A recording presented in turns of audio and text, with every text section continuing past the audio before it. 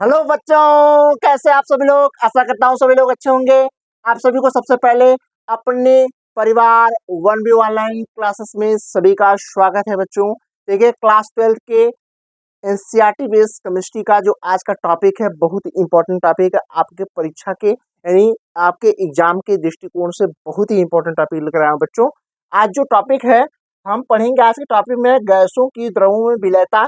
इसी के आधार पर हम पढ़ेंगे हेनरी का नियम बच्चों। तो पहले आप देखेंगे कि जो है कि गैसों का द्रवों में विलयता किस आधार पे किया जाता है बच्चों। आइए समझते हैं। उसमें कुछ इंपॉर्टेंट टॉपिक और कुछ पॉइंट भी मैंने नोट कराया हूँ। आइए उसको समझने का प्रयास करिएगा। देखिए बच्चों, इसमें कहा है गैसों की द्रवों में विलयता, इसको बोलते हैं solubility of gas for the liquid. तो देखिए आप समझते हैं बच्चों, यदि विलय गैस हो और विलायक क्या हो, द्रव हो, तो हम क्या कहें, जो विलयन बनेगा यानी अर्थात कहने का तात्पर्य ये है, जब विलय गैस अवस्था में हो और विलायक द्रव अवस्था में हो, तो आप दाब लगा करके क्या कर सकते हैं, उस गैस का द्रवों में विलयता को बढ़ा सकते हैं बच्चों। कहने का तात्पर्य है। आइए समझाते हैं आपको अच्छे से। देखो बच्चे, इसमें लिखाया गया है, जो बात समझाई गई है थोड़ा समझने का प्रयास करिएगा। इसमें कहा कि विलय क्या है, गैस है, और विलायक क्या है, द्रव है। तो क्या प्राप्त होगा, हमका विलयन प्राप्त होगा। ठीक है बच्चों। तो इसमें देखिएगा कि हमने जो यहाँ लिया गया है, यहाँ देखिए चित्र के माध्यम से देखा गया कि टैंक है। इस टैंक में हमने कहा द्रव लिया गया है, ऊपर क्या है, गैसें हैं। इस गैसों को इस द्रव में क्या करना है, विलय करना है, यानी उसको विलयन बनाना है, घोलना है। तो क्या करेंगे, देखिएगा मैंने ऊपर एक पिस्टन बनाया है। जब इस टैंक को एक पिस्टन से हम क्या करेंगे, प्रेशर लगाएंगे, प्रेशर लगाएंगे, धीरे धीरे प्रेशर लगाएंगे, तो ये गैस के अणु इस द्रव के अणुओं में क्या हो जाएंगे, विलय हो जाएंगे। इसी को हम बोलते हैं गैसों का द्रव में विलयता किस आधार पर किया जाता है, ये समझते हैं इसको बच्चों। ठीक है। देखिए बच्चों, यहाँ दिखाया गया, एक चीज समझने का प्रयास करिएगा कि देखिए जल प्लस अमोनिया। देखिएगा जल यानी कह रहा है, यहाँ जल H2O है और प्लस अमोनिया गैस NH3 है। देखिए इनका ये बहुत, इनकी जो विलयता है, सॉल्बिलिटी बहुत हाई होती है। क्या होती है, इनकी सॉल्बिलिटी यानी विलयता बहुत हाई होती है। आप देखिएगा जहाँ बाथरूम लोग जैसे कि जहाँ एक नंबर करने जाते हैं, वहां पे देखिएगा अमोनिया की गंध बहुत बहुत एकदम बहुत तेजी से आता है, तीखा गंध आता है अमोनिया का। वहां देखिए जल यदि आप डाल दें तो अमोनिया उस तीखे गंध में, यानी जो हमारा कह सकते हैं एक नंबर हम कह रहे थे पेशाब होता है, उस पेशाब में क्या होता है, जल अच्छी तरीके से विलय हो जाएगा, आप पकड़ ही नहीं पाएंगे बच्चों। ठीक है। अर्थात कहने का तात्पर्य यह है कि जल जो है, जल में अमोनिया, वहाँ अमोनिया की मात्रा होती है, तो अमोनिया बहुत तीव्र गति से जल में क्या होता है, विलय हो जाता है। तो जिससे हमें स्पष्ट दिखाई नहीं देता। और तो और उसके बाद देखिएगा, अब इसमें हमने कहा बात करते हैं बच्चों, फिर देखिएगा ये एक, देखिए ये आपका जल में जो होता है, एक हीलियम गैस होती है, ये कम सॉल्बिलिटी है। इसकी सॉल्बिलिटी क्या है, लो है। जैसे जल में अमोनिया की सॉल्बिलिटी बहुत हाई है, यानी जल क्या है, अमोनिया में पूरी तरह से घुल जाता है। लेकिन यहाँ देखिए हीलियम जो है, गैस में यानी जल में कम सॉल्बिलिटी यानी कम विलयता है, उसकी उसकी विलयता क्या है, लो है।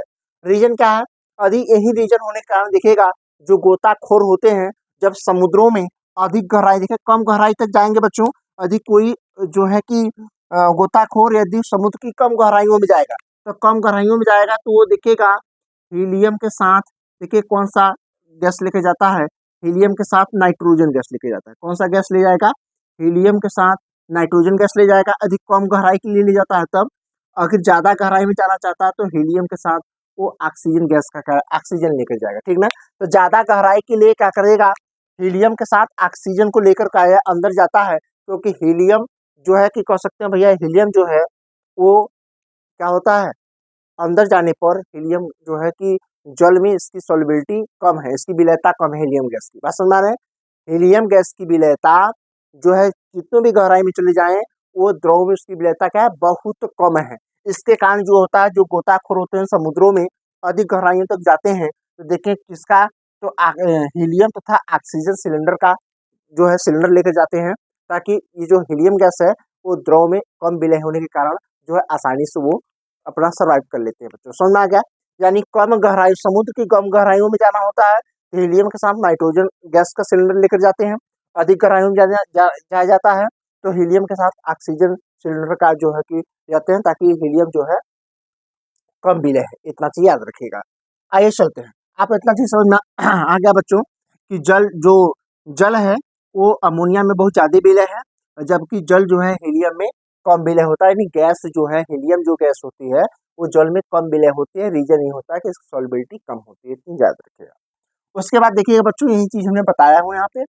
अब कह रहा है, देखिए यहाँ नोट्स में लिखा गया जो चीज है थोड़ा समझने का प्रयास करिएगा नोट्स वाली चीजों को। कह रहा है गैसों की द्रवों में विलयता, कह रहा है गैसों की द्रवों में जो विलयता है वो ताप और दाब पर क्या करता है, निर्भर करता है। ताप और दाब पर क्या करता है, निर्भर करता है बच्चों। आगे कह रहा है यदि गैसें द्रव में घुलना बंद हो जाए, क्या हो जाए, द्रव में घुलना बंद हो जाती हैं, तो इस अवस्था को हम क्या बोलते हैं, साम्यावस्था, या इसको हम गतिक साम्यावस्था कहते हैं बच्चों, याद रखिएगा। और एक नोट्स यहाँ भी है, ध्यान दीजिएगा। करा दाब बढ़ाने पर, बहुत इंपॉर्टेंट टॉपिक है, करा दाब बढ़ाने पर गैसों की द्रव में विलयता क्या हो जाती है, बढ़ जाती है।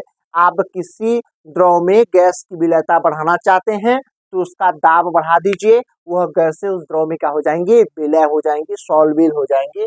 जैसे यहाँ दिखाया गया बच्चों, एक टैंक है, ये नीचे द्रव है, देखिएगा द्रव है, ऊपर क्या है, गैस है। इस गैस के अणुओं की, जल के अणुओं में क्या करना है, विलय करना है, यानी क्या करना है, इसकी सॉल्युबिलिटी यानी करना है। तो क्या करेंगे हम, देखिए ऊपर पिस्टन लगा है, अब पिस्टन को क्या करेंगे, प्रेस करेंगे, दबाएंगे, दाब लाएंगे। जैसे यहाँ लिखा गया है कि दाब बढ़ाने पर गैसों की द्रवों में विलयता बढ़ जाती है। आप यहाँ दाब लगाएंगे तो गैस के अणु इस द्रव के अणुओं में क्या हो जाएंगे, घुल जाएंगे, विलय हो जाएंगे। इसी को बोलते हैं गैसों का द्रवों में विलयता। हमें लगता है बच्चों आप लोगों को सारी चीजें समझ में आ गई होगी, इसमें कोई डाउट नहीं होगा बच्चों, सारी चीजें आपको स्पष्ट होगा। आप नोट अच्छे से बना लीजिएगा, सारी यहाँ से आप बहुत सारे पॉइंट अपने दिमाग में बना के लिख सकते हैं परीक्षा में। ये जो है कि इस वाले टॉपिक का जितना निचोड़ हो सकता है, ये निचोड़ मैंने दिखाने का प्रयास किया हूँ, क्योंकि आपको निचोड़ से मतलब है, किताबों में ढेर सारी कहानियां लिखी होती हैं, लेकिन मेन कहानियां जो निचोड़ वाली हैं वो मैंने आपको यहाँ पे दी है, ताकि आपको आपके दिमाग में सारी चीजें अच्छे से घुस पाए बच्चों। ठीक है, तो आप इतना नोट करिए, मैं आगे आपको बताता हूँ, आज सिखाता हूँ, बताता हूँ हेनरी का नियम, जो आपके बोर्ड एग्जाम के लिए बहुत इंपॉर्टेंट है दोस्तों। ठीक है बच्चों, आइए देखिए, अभी हमने बता रहा था कि जो टॉपिक में पढ़ रहा था, क्या पढ़ रहा था, गैसों का द्रवों में विलयता। तो हमने देखा कि गैसों का द्रवों में विलयता दाब पर निर्भर करता है, जैसा कि पिछले क्वेश्चन में मैंने दिखाया भी। ठीक है, तो आइए उसके आधार पे, एक वैज्ञानिक थे जिसका नाम था विलियम हेनरी ने 1803 में कुछ बातें कहा था। क्या कहा था सुनिएगा, विलियम हेनरी ने 1803 में विभिन्न गैसों की द्रवों, करा कि विभिन्न गैसों, याद रखेगा, विभिन्न गैसों की द्रवों में विलयता विलयता पर दाब के प्रभाव का उन्होंने क्या किया, मात्रात्मक अध्ययन किया। मात्रा के आधार पर क्या किया, अध्ययन किया। कुछ मतलब कुछ मात्रा में द्रव अथवा द्रव लिया, कुछ मात्रा में गैस लिया और उसको दाब लगा के उसका अध्ययन किया। तो उन्होंने क्या पाया, देखिए वहीं दो परिभाषा दिया, याद रखिएगा बच्चों, ये बहुत इंपॉर्टेंट जो है इनका परिभाषा है, यानी कह सकते हैं उनका डिफिनेशन है। इसी डिफिनेशन पे क्या होगा, कुछ कह सकते हैं कि फार्मूला प्रूफ होगा। तो देखिएगा डिफिनेशन क्या कह रहे हैं विलियम हेनरी ने। देखिए हेनरी के अनुसार स्थिर ताप पर, देखिए यहाँ कांस्टेंट टेम्परेचर पर ना, कांस्टेंट टेम्परेचर पर है बच्चों, करा स्थिर ताप पर किसी गैस की द्रव में विलयता, किसी गैस की द्रव में, एक गैस है, जब दाब डालेंगे तो ये गैस किसमें विलय हो जाएगा, इस द्रव में। तो गैस की द्रव में विलयता द्रव अथवा विलयन की सतह पर पड़ने वाले गैस के आंशिक दाब के क्या होगा, समानुपाती होता है। क्या होता है, समानुपाती होता है, यानी द्रव की सतह पर पड़ने वाले गैस के क्या होगा, आंशिक दाब के समानुपाती होगा।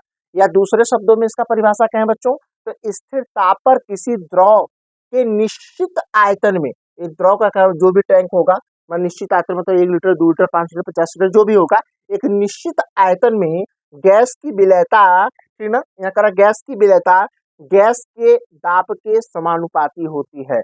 फिर से पढ़ लीजिए, स्थिर ताप पर किसी द्रव के निश्चित आयतन में गैस की विलयता गैस की, यानी करा कि गैस की विलयता गैस के दाब की क्या होता है, समानुपाती होता है बच्चों। हमें लगता है ये परिभाषा आपको समझ में आ जाए। ठीक है, आप परिभाषा अच्छे से नोट कर देखिए, जो परिभाषा लिखाया गया है सेम यही चीज है कि ऊपर गैस है, ये द्रव है, जब इस गैस को इस द्रव में विलय करना होगा तो हम पिस्टन की सहायता से क्या करेंगे, प्रेस करेंगे, दाब लगाएंगे तो गैस के अणु इस द्रव के अणु में क्या हो जाएंगे, विलय हो जाएंगे। उसी के आधार पर उन्होंने एक मात्रात्मक अध्ययन किया विलियम हेनरी ने, और करके उन्होंने परिभाषा दिया। तो देखिए दोनों परिभाषा थोड़ा थोड़ा थोड़ा डिफरेंट है, इन्होंने बताया। तो आप देखिए जो फार्मूला प्रूफ होगा, कह रहा है गैस का दाब समानुपाती होगा गैस के द्रव में विलयता के। तो देखिएगा, अब थोड़ा समझने का प्रयास करिएगा बच्चों, अच्छे से समझिएगा, ये प्रूफ करना है आपको। तो देखिए गैस का जो दाब होगा वो क्या होगा, हमने कहा पी होगा, वो समानुपाती है किसके, गैस का द्रव में विलयता, यानी गैस का कहते हैं आंशिक दाब या आंशिक मूल, गैस का मूल अंश कह सकते हैं। यानी गैस का जितना मात्रा द्रव में विलय होगा वही उसकी क्या होगी, विलयता। यानी कह सकते गैस का मूल अंश भी कह सकते हैं। जो काई है ये गैस का क्या है, मूल अंश है बच्चों, बात समझ में आई। तो इनको देखिएगा समानुपाती हो गया, या बराबर एक नियतांक लाते हैं के एच, न के एच यहाँ एक्स हो जाएगा, ठीक है बच्चों। या इसको इस तरीके से कर सकते हैं कि के एच की वैल्यू हमें निकालना पड़ेगी, तो के एच बराबर क्या होगा, पी बटे क्या हो जाएगा, एक्स हो जाएगा। क्या हो जाएगा, पी बटे एक्स हो जाएगा बच्चों। ये थोड़ा सा आप ध्यान रखें, एक फार्मूला आपको ये भी मिलेगा, ठीक है, ये फार्मूला आपको ये मिलेगा, ठीक है। ये बहुत इंपॉर्टेंट टॉपिक भी है और बहुत इंपॉर्टेंट फार्मूला भी है बच्चों, थोड़ा सा आप इसको ध्यान रखेंगे,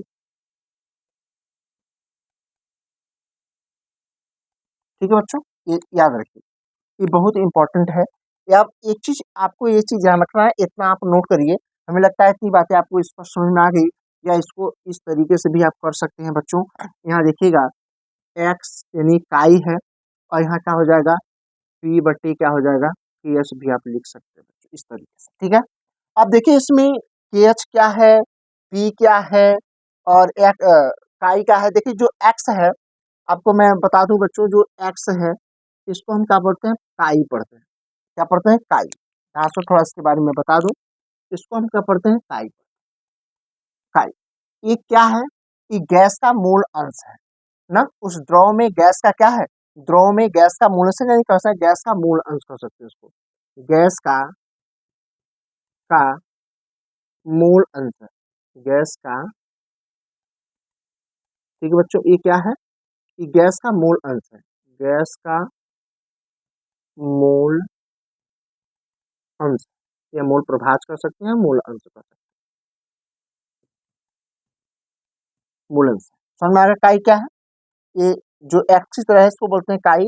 काई गैस का मूल अंश है, ठीक है, गैस का क्या है, मूल अंश है। तो बच्चों इतना नोट करिए, आपको समझ में आ गया। तो गैस का देखो दाब जो है पी है, वो किसके समानुपाती होगा, वो गैस का द्रव में विलयता, यानी गैस की कितनी मात्रा द्रव में विली है उसके क्या होगा, समानुपाती होगा। तो पी बराबर के एच इंटू काई होगा। के एच क्या है, इसको हम बोलते हैं हेनरी नियतांक कहते हैं। क्या बोलते हैं बच्चों, इसको के एच को याद रखिएगा, के एच को हम क्या पढ़ते हैं, इसको हम हेनरी नियतांक कहते हैं, हेनरी नियतांक कहते हैं, या इसको हेनरी स्थिरांक भी कहते हैं, या हेनरी नियतांक भी कहते हैं बच्चों। समझ में आ गया। अब आप इतना नोट करिए, ठीक ना, इतना आप अच्छे से नोट करिए। उसके आगे में और भी चीजें हैं जो मैं कराने का प्रयास कर रहा हूँ बच्चों, आप इतना नोट कर लीजिए अच्छे से, ठीक है। अब इतना नोट करिए, हमें लगता है सारी चीजें आपको समझ में आ गई होगी। तो देखिए जो गैस का दाब होगा वो गैस का द्रव में विलयता के समानुपाती होगा। तो गैस का दाब का है पी है, और गैस का द्रव में विलयता का है काई है। तो पी बराबर देखिएगा समानुपाती चिन्ह हटाएंगे, के एच आएगा इंटू काई। तो यहाँ देखिए के एच जो हेनरी नियतांक है, के एच बराबर पी बटे अपान क्या होगा, पी अपान काई हो जाएगा। और यहाँ हम इसको ऐसे भी कर सकते हैं, काई बराबर पी अपान के एच हो जाएगा। जहाँ काई क्या है, मतलब एक्स जो दिख रहा है उसको हम पढ़ते हैं काई। काई क्या है, गैस का मूल अंश है। के एच का है हेनरी नियतांक है बच्चों। इतना हमें लगता है सारी चीजें आपको समझ में आ गई। ये सारा चित्र भी हमने समझा दिया। परिभाषा 2 है, ये देखिए दोनों शब्दों में आप याद कर लीजिएगा जो आपको सरल लगे, ठीक है। काम नोट करिए, आगे मैं बताता हूँ, ठीक है बच्चों। इतनी बात समझ में आ गई आपको।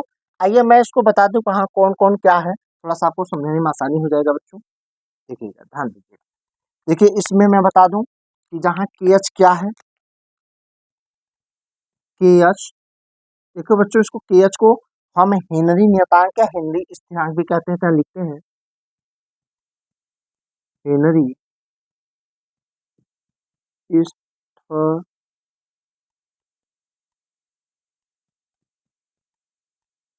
स्थिरांक बोलते हैं। ठीक है, हेनरी स्थिरांक कहते हैं। अब पी क्या है? गैस का दाब है। क्या है? गैसों का दाब है। गैसों का दाब है। और बच्चों देखिएगा, ये क्या है? काई क्या है? काई देखिएगा गैस का विलयन में मोल अंश है। गैस का विलयन विलयन में क्या है? मोल। क्या है? मोल अंश। क्या है? मोल अंश। इतनी बातें हमें लगता है बच्चों आपको समझ में आ गई है। आइए इसके आगे मैं सारी चीजें आपको बताता हूँ, तो आप नोट कर लीजिए। ठीक है, ठीक है बच्चों, देखिएगा हेनरी नियम हम पढ़ रहे थे। हेनरी नियम में हमने हेनरी का नियम का जो प्रूफ भी करा दिया बच्चों। तो देखो प्रूफ के बाद कुछ चीजें हैं, फैक्ट पॉइंट है जो आपको याद रखना है, आपके परीक्षाओं के लिए इंपॉर्टेंट है बच्चों। वही चीज मैं आपको बता रहा हूँ, देखिएगा थोड़ा सा समझिएगा। अभी जो हमने प्रूफ किया, क्या प्रूफ किया था? हमने कहा P बराबर के एच इंटू काई, या हम इसको यही प्रूफ किए थे के एच बराबर P अपॉन काई, इस तरीके से। तो बच्चा देखिए इसमें कह रहा है कि के एच का जो मान है, के एच का मान यानी कौन सा? के एच का जो मात्रक होता है के एच का, तो के एच का मात्रक बार होता है। इसे किलो बार से भी प्रदर्शित करते हैं, याद रखिएगा बच्चों। ठीक है, तो देखिए एक बार बराबर होता है 10 घाते 5 पास्कल या न्यूटन पर मीटर स्क्वायर होता है, मात्रक होता है। देखिए बार का मात्रक यानी दाब का मात्रक पास्कल भी होता है। तो एक बार बराबर 10 घाते 5 पास्कल होता है। तो यह पास्कल को हम न्यूटन पर मीटर स्क्वायर भी कहते हैं बच्चों, याद रखिएगा। ठीक है, यानी हम कहते हैं दाब का जो मात्रक होता है, दाब का मात्रक, तो देखिए दाब का जो मात्रक, दाब पी का है, दाब है, तो दाब का जो मात्रक होता है, तो दाब का मात्रक देखिए न्यूटन मीटर स्क्वायर भी होता है, और हमने कहा पास्कल भी होता है। क्या होता है? पास्कल। ठीक है, तो ही चीज होता है। तो 1 किलो बार की वैल्यू, तो 1 किलो बार बराबर 10 घाते 3 बार। तो देखिए एक बार बराबर 10 घाते 5 होगा। तो एक बार के स्थान, देखिए इस बार के स्थान पे क्या रखेंगे? 10 घाते 5 पास्कल। जब मल्टीप्लाई करेंगे तो घात आपस में जुड़ जाएगा, 10 घाते 8 पास्कल हो जाएगा बच्चों। ठीक है, समझ में आ गया? ये कहाँ से आया आपको स्पष्ट हुआ? देखिए 10 घाते 3 बार है। देखिए ना यहाँ 10 घाती क्या है? 10 घाते 3 बार है। ठीक है बच्चों, तो एक बार बराबर, इसको इस तरीके से सकते हैं 10 घाते 3 इंटू एक बार। अब आपको पता हो गया एक बार की वैल्यू कहाँ से? 10 घाते 5 पास्कल है। वही चीज यहाँ रखा गया बच्चों। ठीक है, यहाँ पे रखा गया, तो 10 घाते 8 पास्कल होगा। तो ये कुछ मोस्ट इंपॉर्टेंट फैक्ट है बच्चों, तो याद रखिएगा, बहुत इंपॉर्टेंट है आपके परीक्षाओं के लिए, याद रखिएगा। करा इंपॉर्टेंट फैक्ट में क्या है? करा स्थिर ताप पर विभिन्न गैसों के लिए pH का मान भिन्न भिन्न होता है। यदि करा टेम्परेचर इसका क्या हो जाए? टेम्परेचर कांस्टेंट हो जाए। हमने बताया था, भी लिखा भी हूं मैं, यदि किसी भी अगर कोई भी गैस को द्रव में आप विलयता करना चाहते हैं, विलय करना चाहते हैं, उस द्रव का हम कह सकते हैं पूरे विलयन का टेम्परेचर कांस्टेंट रखें। जब टेम्परेचर कांस्टेंट रखेंगे स्थिर ताप पर विभिन्न गैसों के लिए केएच का मान क्या होता है? ये केएच जो होता है हेनरी नियतांक होता है, इसका मान क्या होगा? अलग अलग प्राप्त होगा। आपको समझ में आ गया बच्चों? केएच का मान जो है भिन्न भिन्न प्राप्त होगा। अगला कह रहा है एक ही गैस के लिए, कह रहा है गैस एक ही हो लेकिन उसका ताप का कर दिया जाए, अलग अलग कर दिया जाए। कह रहा अलग अलग तापों पर केएच का मान क्या होगा? केएच का मान भिन्न भिन्न प्राप्त होगा। ठीक है, समझ में आ गया? विभिन्न गैसों के लिए ताप कांस्टेंट रखेंगे तो केएच का मान क्या हो जाएगा बच्चों? भिन्न भिन्न प्राप्त होगा। और कह रहा है यदि एक ही गैस के लिए ताप अगर हम क्या करें, ताप अलग अलग कर दें, तो केएच का मान भी क्या हो जाएगा? भिन्न भिन्न प्राप्त होगा। कह रहा ताप बढ़ाने पर हेनरी नियतांक केएच का मान बढ़ता है, यानी आप टेम्परेचर बढ़ाएंगे, टेम्परेचर हेनरी नियतांक समानुपाती होगा किसके? टेम्परेचर के। आप टेम्परेचर बढ़ाए तो हेनरी नियतांक का मान बढ़ेगा, ऐसा यहाँ दिखाया भी गया है। हेनरी नियतांक केएच बराबर समानुपाती होगा किसके? ताप के। अगला कह रहा है अतः ताप बढ़ाने पर केएच बढ़ता है और मूल अंश काई का मान घटता है, जैसे दिखाया गया। हेनरी नियतांक केएच बराबर होता है व्युत्पानुपाती 1/, क्या होता है? मूल अंश के। इतनी बात समझ में आएगा? ताप बढ़ाएंगे तो हेनरी नियतांक का मान बढ़ता है, और फिर मोल अंश बढ़ाएंगे तो हेनरी नियतांक का मान घटेगा, और यदि मोल अंश का मान आप घटा लेंगे तो हेनरी नियतांक का मान क्या होगा, बढ़ जाएगा। और फिर आप देखिएगा मोल अंश का मान क्या कर लिए, बढ़ा लीजिए तो हेनरी नियतांक का मान क्या हो जाएगा, कम होगा। यहाँ ताप बढ़ाएंगे तो हेनरी नियतांक का मान बढ़ जाएगा, और यहाँ ताप घटाएंगे तो हेनरी नियतांक का मान बच्चों घट जाएगा। हमें लगता है सारी चीजें आपको इस प्रश्न में आ गई जो आप यहाँ समझना चाहते थे। ये देखिए हेनरी नियतांक के सारे टॉपिक हैं, हमें लगता है सारी टॉपिक आपको समझ में आ गया। यदि सारी जानकारी आपको अच्छी लगी तो चैनल को लाइक, सब्सक्राइब, शेयर, कमेंट करिएगा, अपने दोस्तों के पास ज्यादा शेयर करने का प्रयास करिएगा। बच्चों मिलता हूँ नेक्स्ट टॉपिक के साथ, तब तक के लिए थैंक यू सो मच।